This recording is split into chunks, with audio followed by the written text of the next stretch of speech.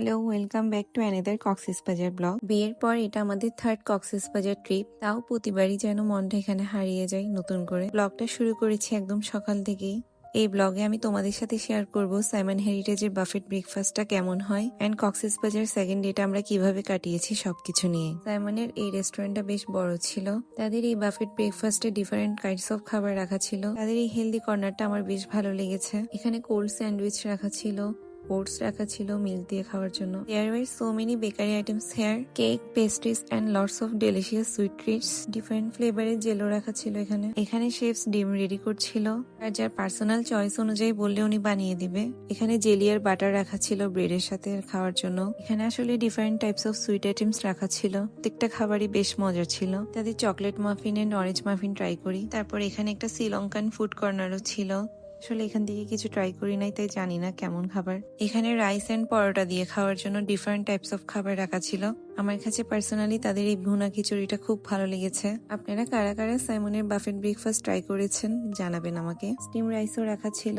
তাদের এই কমপ্লিমেন্টারি ব্রেকফাস্টে এত বেশি আইটেমস ছিল, সবকিছু ট্রাই করে বলা সম্ভব না। আমি চিকেন আচারিটা ট্রাই করেছিলাম, খুব ভালো হয়েছে খেতে। Everything looked so tasty and fresh. তারপর এখান থেকে আমার হাজবেন্ড নিয়ে নিচ্ছিল ওয়েজেসটা একদম ক্রিস্পি ছিল। খেয়াল করেছি অনেকেই দেখি বুফেতে গেলে খাবার নষ্ট করে, এটা ভুলেও করবেন না। যতটুকু খেতে পারবেন ততটুকুই নেবেন। তাদের এই চুটকি পিঠাটা খুব ক্রিমি ছিল। আমি এখানে বসে বসে কিছু স্ন্যাপ নিচ্ছিলাম। এতে এভাবে আমরা আমাদের ব্রেকফাস্ট শেষ করি, তারপর চলে যাই আমরা একটু পুল এরিয়াতে।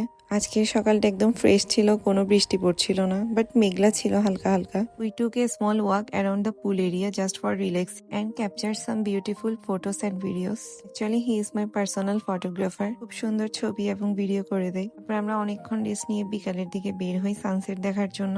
লাকিলি সেদিন আমরা সানসেট দেখতে পেরেছি। কক্সবাজারে আমরা দুই রকমের সাগর দেখতে পাই, একদিন বৃষ্টি ছিল আর আরেকদিন রোদ। দুই দিনে দুই রকমের এক্সপিরিয়েন্স ছিল, বাট ভালোই ছিল। Then I walked along the beach, just enjoying the sea view.